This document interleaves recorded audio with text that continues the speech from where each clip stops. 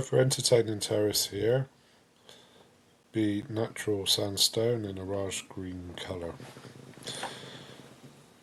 On the left hand side you've got your patio doors, nice little step down, possibility of putting some planters along here, which would give you a nice little outlook from your home. Space for either 6, you could extend it to 8. There is room to do that basically. Nice wide steps going up to the lawn terrace. Now these are the width of the extension and are centralised on that extension area.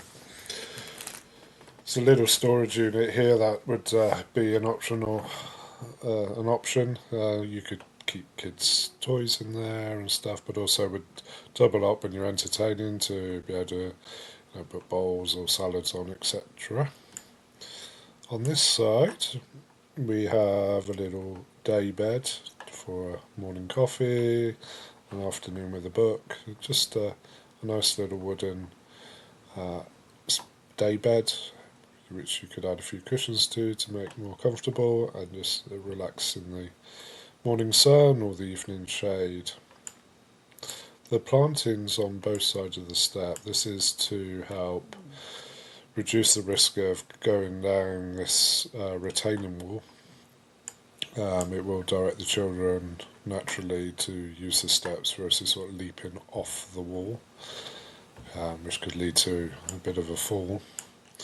On this side there's space for a barbecue, but also you could have a little bar unit as well, make a little sociable spot for the person cooking, also the ability to sort of store or put meats and veggies out ready for basically throwing on the barbecue. That would keep it completely separate from anything going on the table. Keeps a nice healthy environment, also a nice sociable spot. You can have a couple of high chairs here for people to use and relax around. The existing bush would be kept here, so the retaining wall would be curved around in this section. This could be squared off if necessary.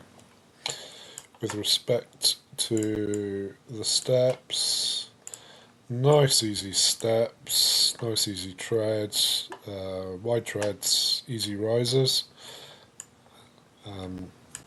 Make them nice and safe for the children to transition over. And swing around. Shed in the corner, 2.4 metres by 1.8, larger shed than currently being used on a concrete base. So that'll give you the storage options required.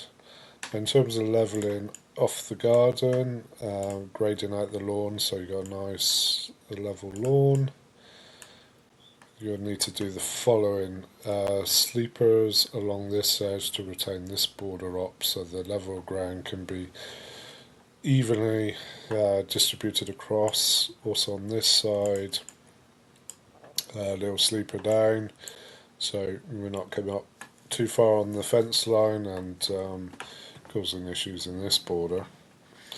And at the back, higher sleeper wall to basically create a retaining edge for the area where the treehouse potentially would go. And this could be a barked border. I've included some planting.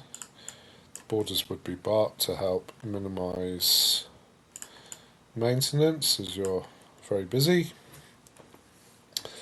Helps suppress the weeds.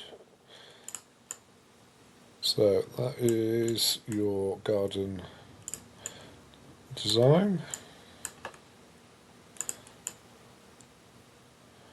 for your St Albans family garden.